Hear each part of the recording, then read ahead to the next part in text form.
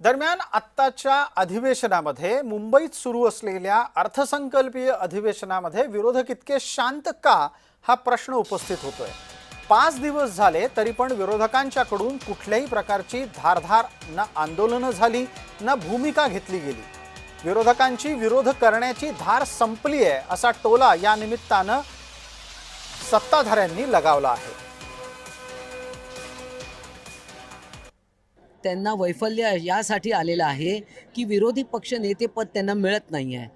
ते त्या क्रायटेरियामध्ये बसत नसल्यामुळे ते हवालदिल झालेले आहेत आणि मुळात त्यांच्यामध्ये एकी पण नाही आहे।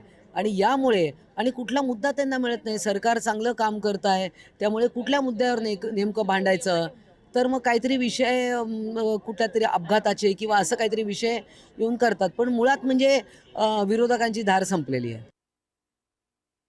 विरोधी पक्षांनी कोणत्या मुद्द्यांवरती बोललं पाहिजे, कोणत्या मुद्द्यांवरती आक्रमक झालं पाहिजे, हे मला असं वाटतं विरोधक विसरले आहे। आणि याची ट्रेनिंग या सगळ्या विरोधक काँग्रेस पक्षाने असणार, उभाटा असणार किंवा शरद पवार गट राष्ट्रवादी असणार, या सगळ्या लोकांनी भारतीय जनता पार्टीपासून घेतली पाहिजे।